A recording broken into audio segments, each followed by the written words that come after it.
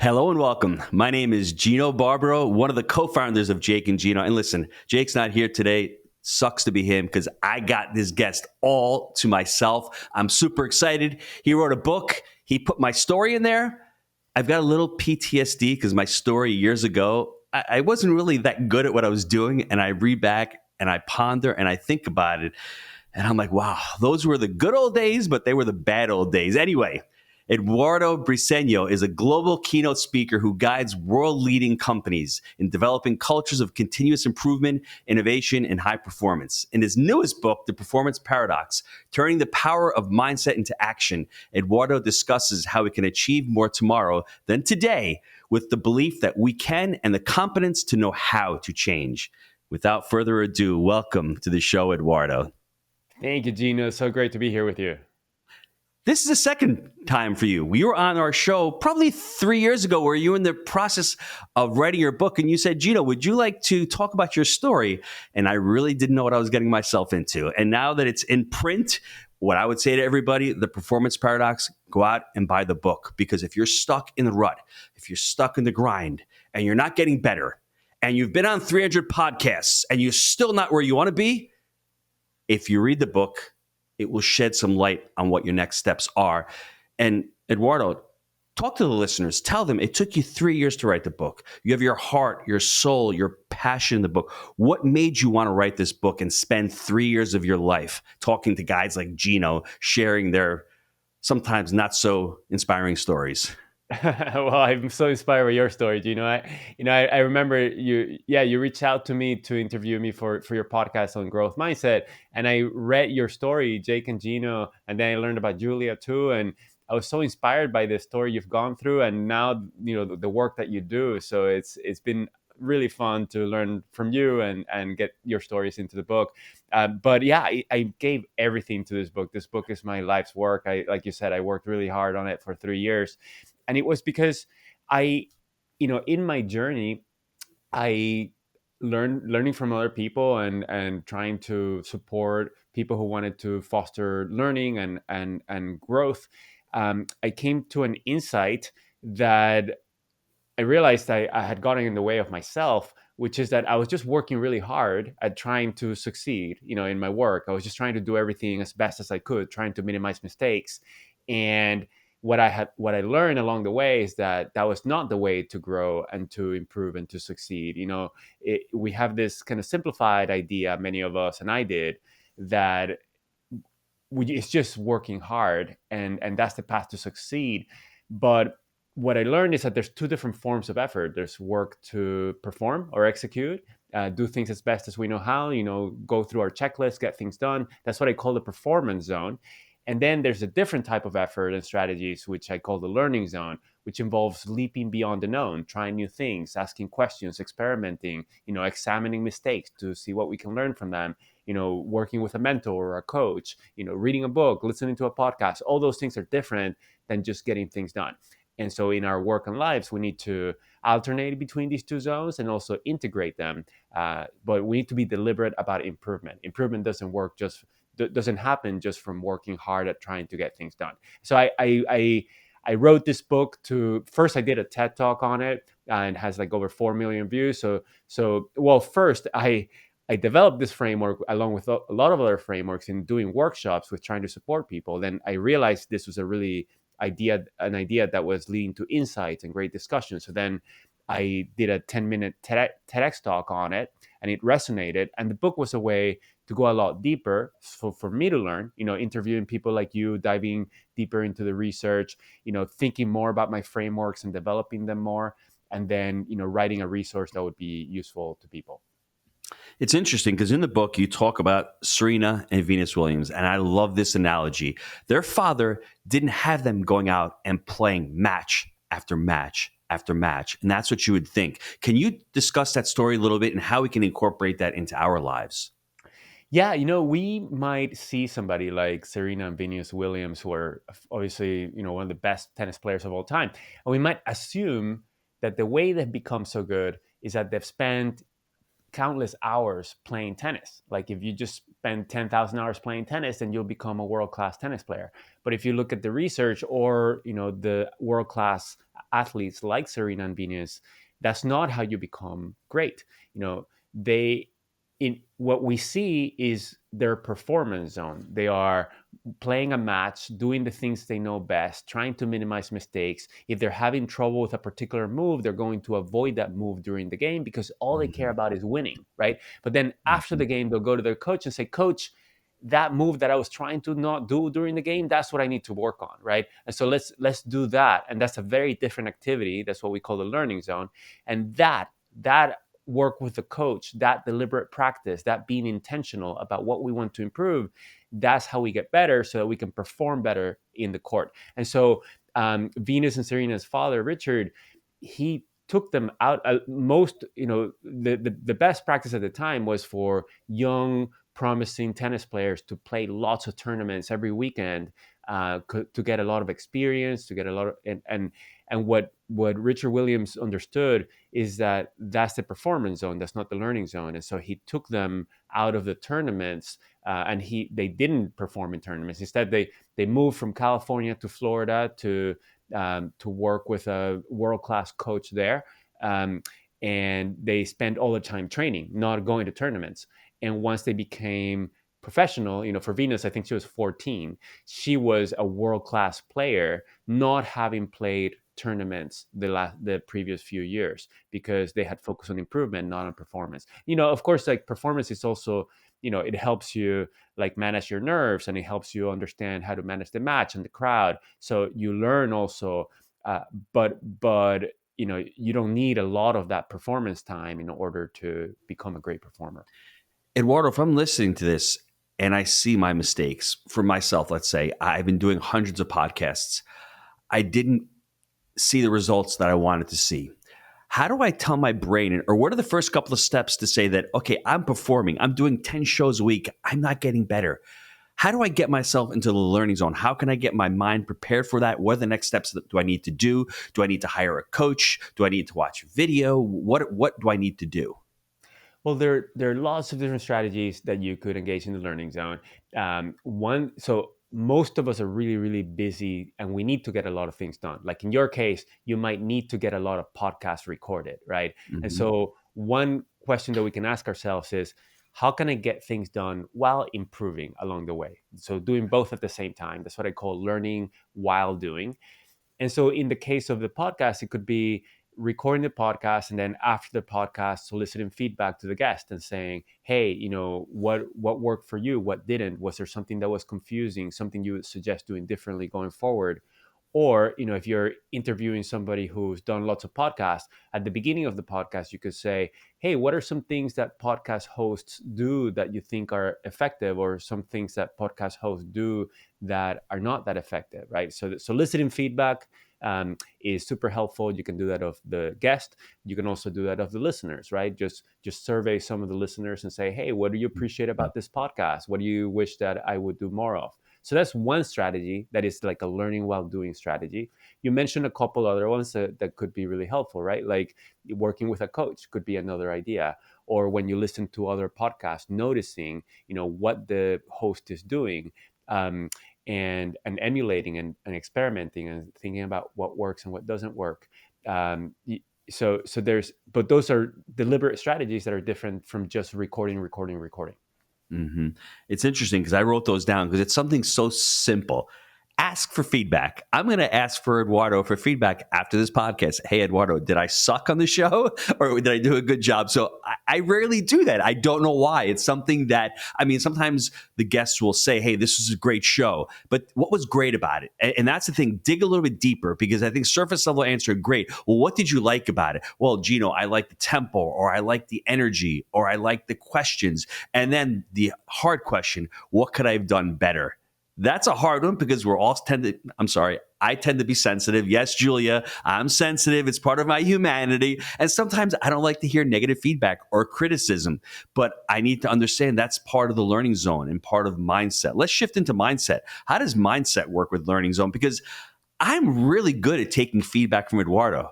I love taking feedback from somebody in the business world. But if my wife or my kids tell me, I go off the rails. And thank God they're not going to listen to this part of the show. I promise they will not hear that answer from me. So Well, I so appreciate this podcast, but also the podcast you have with Julia on how to improve our relationships and family, and you both model learning so well. But you bring up growth mindset, which is growth mindset is the belief that we can change and that we can improve. And so, for example, Serena Williams, she was number one in the world, but a growth mindset means the belief that she can continue to improve. Even if she's the best in the world, she can continue to improve. And so when she solicits feedback from her coach or anybody else, she can better take in that feedback, because the assumption that people in a growth mindset have, and when we're in a growth mindset, is that we can always improve. And so there's always opportunity for improvement, and that's not a sign of weakness. Sometimes we feel like if we receive critical feedback, it means that we're not competent, or we are not confident, we're not capable. But in a growth mindset, we understand we all can improve, and the people who become best in the world, world class, like you are, Gino, and we all know that, who observe you. Um, we seek those opportunities for improvement because we know that that's what makes people great. And so a growth mindset, I would say, is the belief that we can improve is necessary but not sufficient in order to be a motivated and effective learner. In addition to believing that we can improve, we need to understand how. What are effective strategies? And that's where the learning zone comes in. so you wrote 6 common misconceptions about learning. Can you go over a couple of those? Because I think those are important, because you had growth mindset in there as well. Because we do have misconceptions about learning. We think, hey, learn this, memorize this, go to work, grind it out, and I'm going to get better just because of that. Yeah, so one big misconception about learning is that if we just do the activity a lot, we'll get better. We've talked about that. A growth mindset is something that's often distorted into other things like working hard or having high expectations. But when we're not clear that a growth mindset is a belief we can change, then we might like we might, for example, encourage other people to work hard, but then tell them you're such a genius or such a natural, and those messages put people in a fixed mindset. Because if people believe that they're good because they are geniuses, then they shift into proving that they're geniuses and that they're naturally talented, and therefore they shy away from challenges. They react defensively to feedback. They don't kind of look at the opportunities for improvement. So that's another misconception about learning. I would say in the age of AI and kind of internet, those tools like internet searches or AI are super, super helpful. But sometimes we get the impression that therefore we don't need to know anything. We don't have to expand our knowledge because we can always look it up. But actually, like, having knowledge in our head is really helpful. When we are, whether it's in multifamily investing, you're evaluating an investment, is much more, you're much more effective if you have that knowledge in your head and you can observe things and notice things and ask the right questions, rather than rely on like artificial intelligence. So there's a lot about how to learn and what are effective learning strategies, and that involves going into a learning zone and being curious and investigating it. In this part of the show, I'm going to get a little transparent. I'm going to get a little vulnerable for the listeners, because I shared with Eduardo what I've been going through in my learning zone over the last couple of years. And I've been singing opera for the last 2.5 to 3 years. And the reason why I started was one of my coaches at one of my events said, Gino, you have a soft voice. I don't really hear you sometimes when you're not next to the mic. And that's all it took. It pissed me off. And my kids were already singing. So they said, Dad, start singing. So for those of you that don't know, opera is very challenging to sing. First of all, you need to know how to read music. You need to know how to, project your voice. You need to know the rhythm of music. And it's something where you're up there and it's your voice and you're really self-conscious about it. So I had so many things working against me, and I had never sung before. But my opera coach was a Russian guy, And he thought all Italians knew how to sing. So he told me to sing the very first day. And as I told Eduardo, the first song that popped up into my mind was Guns N' Roses, Welcome to the Jungle. I obviously couldn't sing that for him. So I took out Santa Lucia. So and I'm singing Sul Mare, and I felt really awkward. I felt really uncomfortable. But that's where the learning zone started. And it took months and months and months to sit there and to learn the technique. And now, I mean, I can share some, I guess, what I've come from 2.5 to 3 years ago till now. And it's really, when you go into the learning zone, it's very challenging because you need to work on it. And what I've done, Eduardo, over the last 6 months, I was singing easy songs like the Italian Neapolitan songs. And now the last 6 months, my coaches stretched me to sing arias like Asibe Mio, and these really hard ones, Nessun Dorma, which are very, very challenging. And it takes me a lot longer. I get a lot more frustrated, but I'm in the learning zone. And I could go back and do the easier songs, make myself feel good, but I won't grow with them. Have you come into that idea where I'm going to be comfortable? I'm really good at these songs, but if I go any better, like you said, that fixed mindset, I'm not going to do good with these newer songs. And I was stuck at that point, and I wasn't progressing. I was sitting at an A flat. I could not hit a B flat. It took me 6 months of going into the harder songs to finally stretch myself, make those mistakes, sound terrible, look not so great, but then ultimately I did it. I mean, that's probably the same path that most people take in the business world and even in the sports world, correct?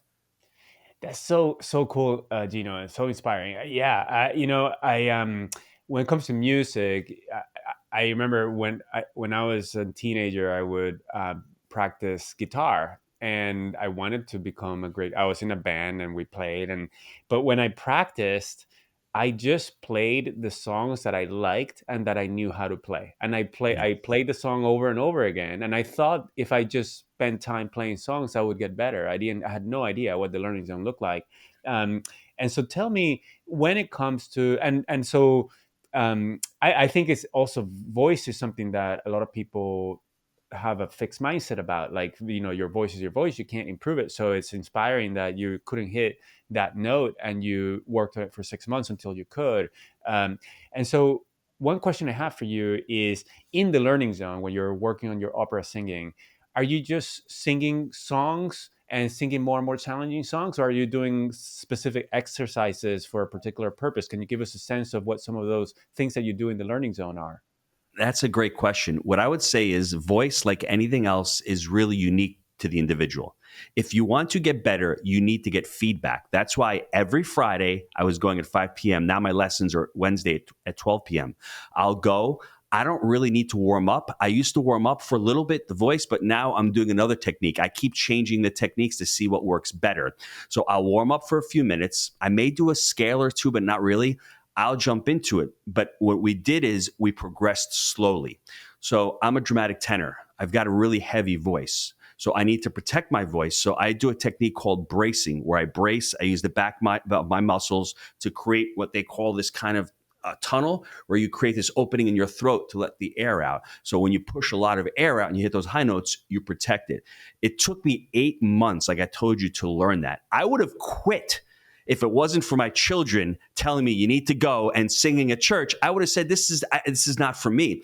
But once I learned that, then the next step was, okay, let's start pushing up and let's start going up to a higher note, and then a higher note and a harder piece. And then I'm going back to pieces that I sung 2 years ago, which I didn't sing very well. And the irony is, I have the mistakes that I made 2 years ago, and I'm trying to correct those mistakes that I made 2 years ago because I learned those incorrectly. So now I'm relearning those pieces. So the transition has been, don't rush. Take your time, but you need feedback. Every Wednesday, I go there and I sing with him for an hour.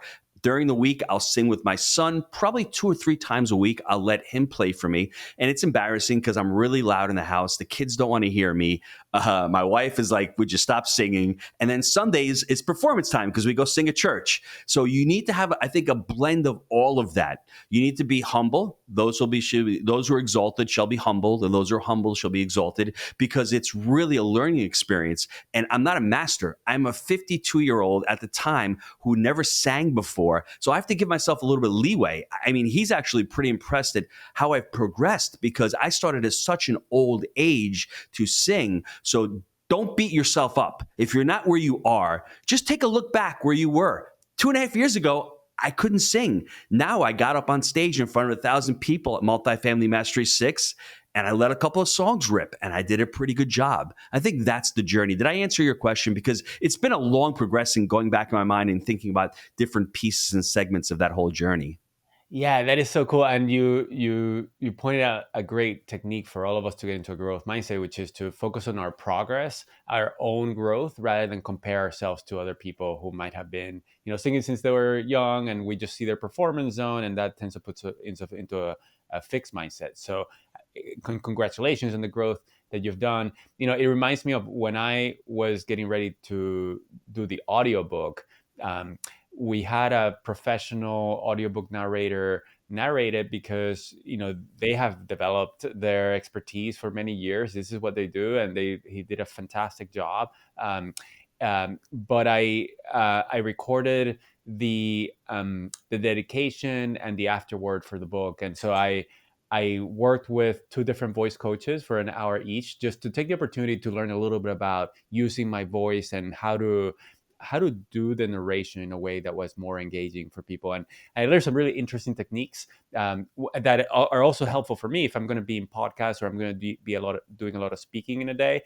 One of them involves taking a glass like I have right here that has a little bit of water, and it has a straw, and like blowing on the straw, doing something with my throat. I'm going to model it here. It's like,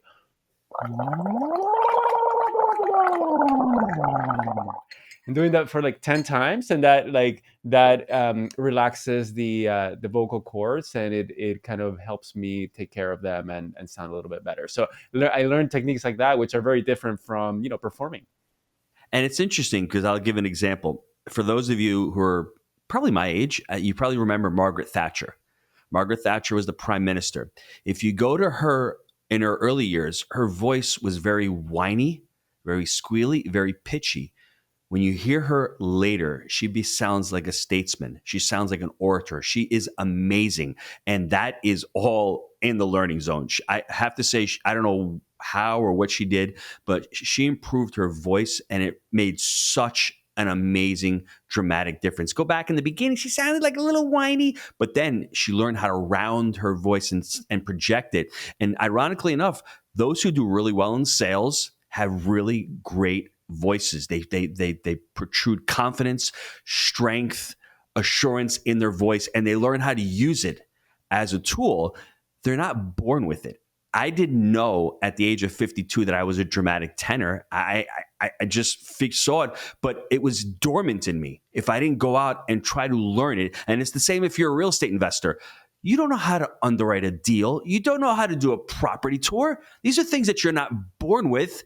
But if you want to do them, you learn. And as you're learning, you go out and you perform on a property tour. You get feedback from the broker. Then you go back and you practice it at home or with a coach, and you continue to integrate it within your life. I think you should do some more vocals. I think, Eduardo, you'd enjoy doing a little more vocal. I can definitely benefit from that. It's definitely on my kind of list. I have other things that I also want to get better at. Like, for example, when I'm doing virtual speaking, I want to be able to use tools better, to use visuals in like integrate visuals with the video. So there's lots of things that I want to improve at. That's one of them. And there's also something, which is that you can't improve at everything at the same time. At least, like, I need to prioritize and think about what is it that is most important for me to work on right now, and be deliberate about that. But I definitely think I can benefit from working on my voice, and I will at some point. Eduardo, how do you bring this to an organization as far as working with companies? Because a lot of companies don't have growth mindset. A lot of companies want to be in the performance zone all the time, as you eloquently stated in your book. They burn out after a while. Like Microsoft, I'm not making any mistakes. I need to be perfect. How do you talk to corporations? Yeah, so that's what most of my work is, and so for companies that want to develop a culture of learning, right, where people are sharing what they want to improve with each other, they're soliciting feedback, they're experimenting, they're creating systems for improvement. Like for example, um, in weekly meetings, are they only talking about kind of deadlines and due dates, which are important, but are they also talking about what we're looking to improve and how and what we're learning along the way and what questions we have for each other? So are there systems for both performance but also learning? And often it starts at the top, where with the executives of the company saying, being deliberate about how does our culture need to evolve. What are the attributes of our culture that we want to build, and they identify kind of learning or growth mindset being part of that, or that, agility or adaptability, um, and and then they say, okay, like how can we foster this? And often they bring somebody like me, who's part of the puzzle, right? They have people inside who are going to develop learning and development programs or talent management coaching. They have kind of systems to support that, but they also often find somebody who's an external speaker. For example, I come in and I do keynotes to introduce these ideas and to support the ideas, to answer questions, to do activities for the executives to first kind of reflect and really grapple with these ideas. Because often what is involved of senior leaders or any leader is first to set the stage, to frame, what do we want our culture to be, how do we want to work with each other, um, how do we want to perform and learn? For example, do we want to be in a growth mindset? What does that mean for us? So that's kind of setting the stage or framing. Second, what systems and habits do we want to foster in the way we work? But then the third is super important, is to model learning visibly and explicitly. Because often we have the idea that once we get promoted, we're supposed to know, we're supposed to be fully sure of ourselves, and to and so sometimes we engage in learning in private. We might listen to podcasts, we might work with an executive coach, but in front of the people that we lead or our colleagues, we try to pretend that we're know-it-alls. And so what they observe is a know-it-all, so that's what they emulate, because they get the message of, oh, the people who get promoted in these companies, the people who now have figured everything out and they don't have any more questions, so they're not trying to improve any further because they think they already are the best in the world. And so that's what they try to emulate. So in order to create a learning culture, we have to send the message that, hey, no, I might be really good at what I do, but I'm continuing to get even better. And so you can support me in these ways by sharing feedback with me, by having conversations about how we can work better, etc. I love that. Let's take a quick time out to hear from our sponsors. Now, we have had a great run in multifamily, going from 0 units to over 250 million in assets. That's over 2,000 apartment deals that we've been able to purchase through our framework: buy right, manage right, and finance right. Now, Jake and I, we created the Jake and Gino community back in 2015. We launched our first book, Build Our Profits. And since then, our students have closed over 60,000 units. That's over $4 billion in assets they've been able to close over the last 6 years. And that's why this community has been so successful. We call it results-based education, and we pour back into the community everything that we've learned on our journey from 0 to 2,000 units, and all our systems and scale that we use on our very own property management and investing companies. Jake, I love that. It's not just education, it's implementation. So what I want you to do, click on that link down below, apply to work with our team, see how we can help you on your journey in multifamily. Eduardo, now, if you had known me about 15 years ago and I'm listening to this, I'd say, this is BS. This does not work. I just got to keep work. Have you heard that? Have you heard a lot of pushback from people? Because I would have been one of those people 15 years ago saying, no, the only way I get better is by doing. If I got to get on a podcast and get better or singing, I just got to keep singing and singing and singing. Have you heard a lot of pushback from people who were the word skeptical? And, what do you say to those people? Often I don't hear a lot of pushback. I do. So once people learn these ideas, they really want them. I don't know if it's because it's a bias set of companies that are coming to me that want to develop a culture of learning. But even in those companies, there's there might be hundreds and hundreds of people. And I do a poll. I do live polling, and usually 2% or fewer of the people in the room say, I don't want the performance zone, or sorry, I don't want the learning zone, or the learning zones wouldn't be useful for us. 98% of them feel, we're either already doing it really well, that's usually less than 10%, or, we can get a lot better at this. That's usually more than 90%. But they also say, because I ask, like in a poll again, I ask like, what makes it challenging to engage in the learning zone? And there are real challenges in that. Like the two biggest ones are, first, time. We have so much to do in so little time. When are we going to find the time to engage in the learning zone? And the other one has to do with fear or ego, right? Of like, or safety. Like if I am vulnerable, if I share that I want to improve at something, or I solicit feedback, am I going to lose influence, or am I going to get a bad review, or am I not going to be considered for opportunities? And those are usually the biggest challenges. Around time, the biggest opportunity is to change the way we do things so that we do and learn at the same time. It doesn't have to take more time, right? So that means we have to at least tweak, but make some change to the way we do things. If we're always doing the same thing in the same way, there's no way we are going to improve, right? So we have to develop hypotheses and get ideas about what to tweak, what to try differently, see if it works or it doesn't work. Like you said, in your work in opera singing, like you might um, warm up or not warm up, or use a different technique to see what works better. So you're experimenting. Soliciting feedback is another way. And also like developing quick but frequent learning zone habits. Like a very powerful one for me is every morning reminding myself of what I'm looking to improve. Just that only takes less than a minute, and it primes a growth mindset, it primes the learning zone, and it helps me notice opportunities to work on that during the day. That's so rather than try to block 2 hours every Friday, which can be super valuable if you can do it, first prioritize something that's quick but very frequently, something that you can do every day. And regarding fear, is about creating that culture that of where everybody is a learner, learning is valued, we are sharing with each other what we're working to improve, soliciting ideas, giving and receiving feedback, doing debriefs, right? Of like, what was a great success, what went well, why did this go so well? And also like, what did we fail, or what could we have done differently? What are we going to try differently next time? So those again, like a system, a process that we can use either at the end of each project or in the middle of projects. And so being deliberate about what that looks like. I can give a tip as far as what Eduardo said in the morning, being intentional. I'm trying to become a better speaker. So my speaker coach has an exercise called the random word exercise. So I have one of my children every morning pick out 5 random words, and I'll do a 1-minute speech on the random word, working on the 5 levels of speech, whether I'm either smiling, my pace, my pausing. I'm trying to work on those levels of speech. And like I said, when I'm in the performance zone right now, it's very difficult to be cognizant and to try to do that, because I may not want to make a mistake.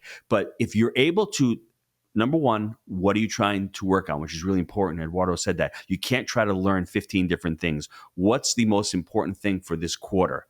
And number two, what he just said, try to be intentional. Start the day with what are you trying to work on. You don't have to block off 2 hours on a Friday. If you could spend a few minutes every day, maybe it's 30 minutes on a Friday. But being intentional and trying to do some exercises, I think will really, truly help out. Now, habits, one of the habits that I think we've been discussing is the learning zone, is to really create a habit of a culture of learning. What other habits have you incorporated in your life to become successful? So, I mean, that the most treasured habit for me is the morning habit, the first thing that I do every day, because at that point we haven't been distracted, we haven't been derailed into something else. So that way we can live life proactively and we can remind ourselves of what's most important. So the very first thing that I do on a daily basis is just, I'm still in bed, I'm decided to get out of bed. I just express gratitude for the things that I deem to be most important, which is life, health, love, and peace. That's what's for me. And then noticing the presence of those things, because there is hate and conflict, but there's also like peace and love, right? And so I want to notice that, so that I get in a positive emotional state, and so that I'm appreciating those things, and it helps me put into perspective all those kind of daily challenges that come, which at the end of the day are not as important as those things. So that, I think, is the most important habit that I have. And then, like you're saying, each morning, so I have whether it's a short or longer meditation or mindfulness moment that I do every morning. Every morning I drink kind of vegetable and fruit smoothies. So taking care of our bodies, right? Our whether it's like sleep and physical movement or nutrition, and then reminding myself every morning of what do I care most about? What are my missions? What are my kind of strategic priorities? And what am I going to be focused on today? What are my biggest priorities for today? And as I said before, kind of what am I looking to improve? So that before I get distracted with email or social media or other things, so that I'm kind of living proactively rather than reactively. I also have other habits, like I meet once every 4 to 6 weeks with a couple of different kind of what I call friend tours. They're friends, but we're also mentors to each other, and we share things that are going on in our lives. We ask questions, we ask for ideas, so we support each other in that way. I've worked kind of with coaches like you do. You've mentioned your singing coach and your speaking coach. So coaches are super helpful. And I've kind of had different coaches for different purposes at different points in my life, whether it's a book coach or a speaking coach. I'm a public speaker, so I like to solicit feedback after my keynotes, and I also like to experiment. So, in the performance zone, I want to do a great job. I want to do what I have learned that works very well, but I also usually tweak something that I think will work well for that particular group. Like, next week I'm speaking at Universal Studios in Orlando. Like, I'm going to show some pictures of me at the parks and a video and in a roller coaster, and like talk about some things that I don't talk in other organizations. I haven't done those things before, but I think they'll work really well with this group. And I learn by tweaking and getting new experiences and reflecting on how those things go. It may be obvious, but I need to state it. A lot of the habits that Eduardo does supports the learning zone. If you're in a state of gratitude, if you're in a positive mind state, if your physiology is one of happiness, one of joy, it's going to be a lot easier to learn. I mean, the No Can Do book written by Ken Blanchard, negative thinking, stinking thinking, as he says, if you're in that type of zone, it's going to be a lot harder to learn. So becoming aware of your state, if you're really depressed, down, we should mention that. It's going to be a lot harder to learn a subject at that point, because first of all, you don't think you can do it. So you're probably not going to do. Your behaviors are belief driven, but also in that state of negativity, it's a lot harder to consume knowledge and to be able to learn. Isn't that correct? Absolutely correct. And that is a big lesson that I've learned in my life, is that, I used to believe that like happiness was not something that I was trying to do. I just assumed that what I was supposed to do in life was just to get promotions, get high paying jobs. And once like I got promotions and I got paid, then I would be happy, as opposed to happiness being something that really I can create within myself. It's an emotion that I can create deliberately. And then, like you're saying, that positive emotion helps us better connect with people and better learn, because we're less fearful. So we can experiment more, we can listen better, and we can perform better. So absolutely. I love that. Before we, sign off, where can the listeners get a hold of you, Eduardo? Where can they buy the book? Sure. Well, the book is called Performance Paradox. It's available wherever books are sold, Amazon or Audible, wherever. I am active on LinkedIn, so I like to connect with people there, and I share ideas there regularly. And my website is, my last name is briceño.com. I have a monthly newsletter there and some free resources on kind of tips to promote a growth mindset. I'd like to share part of Eduardo's story as we wrap up. I know when he first started out, he was in corporate America. He thought working 80 hours a week, being perfect, not making any mistakes was the way to go. And I think it was soul-sucking for him, because he didn't feel as if he could make any mistakes. He wasn't living his true purpose, his true self.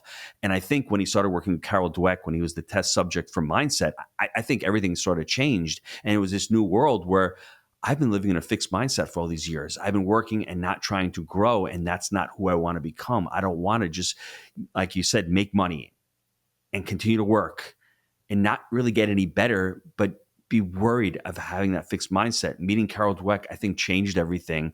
And then I think the second step is when he met Jake and Gino and said, wow, I'm not the only one who has this fixed mindset. I think I'm going to write a book called The Performance Paradox, and I'm going to have these guys in the book and a couple other people in the book as well and share their journeys. And the idea that working hard and thinking you're going to get it better without implementing a culture of learning, it's just not going to happen.